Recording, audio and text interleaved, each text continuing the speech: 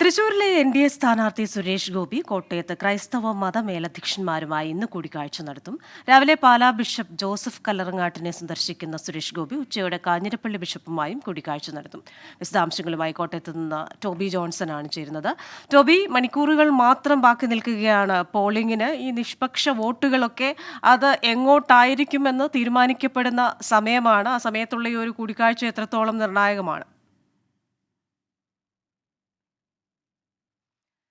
കോട്ടയത്ത് നിന്ന് Toby Johnson ആണ് ചേരുന്നത്. ടോബി, ഈ കൂടിക്കാഴ്ച എത്രത്തോളം നിർണായകമാണ്?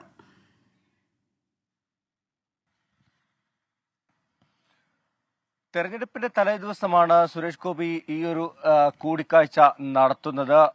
പാലാ ബിഷപ്പുമായിട്ടാണ് ആദ്യ കൂടിക്കാഴ്ച. അതിനുശേഷം കാഞ്ഞിരപ്പള്ളി ബിഷപ്പിനെ കാണും. തുടർന്ന് മറ്റ് സഭാ മേലധ്യക്ഷന്മാരുമായിട്ടും കൂടിക്കാഴ്ചയുണ്ട്. അതിനുശേഷം NSS ആസ്ഥാനത്ത് പോകും. തുടർന്ന് കണിച്ചുകുളങ്ങരയിലും പോകുമെന്നാണ് നമുക്കിപ്പോൾ അറിയാൻ സാധിക്കുന്നത്. എന്തായാലും ക്രൈസ്തവ സഭാ നേതൃത്വവുമായി നടത്തുന്ന ഈ കൂടിക്കാഴ്ച വളരെയധികം നിർണായകമാണ്. നമുക്കറിയാം, ക്രൈസ്തവ സഭയുടെ ഒരു പിന്തുണ കൂടാതെ BJPക്ക് കേരളത്തിൽ വിജയിക്കാൻ സാധിക്കില്ല എന്നുള്ള ഒരു ചർച്ചകൾ നടക്കുന്നുണ്ട്.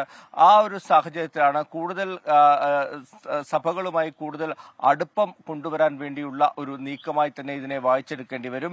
എന്തായാലും രാവിലെ തന്നെ ഇന്നലെ അരുവിത്തറ പള്ളിയിൽ രാത്രിയിൽ സുരേഷ് ഗോപി ഇവിടെ എത്തിയിരുന്നു.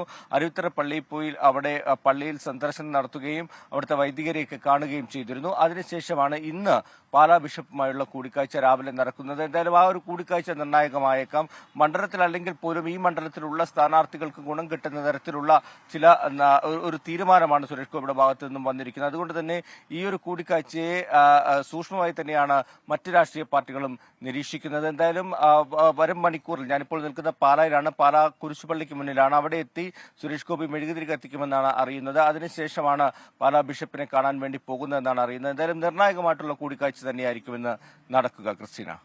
ശരി, കോട്ടയത്ത് നിന്ന് വിശദാംശങ്ങൾ നൽകുകയായിരുന്നു ടോബി ജോൺസൺ.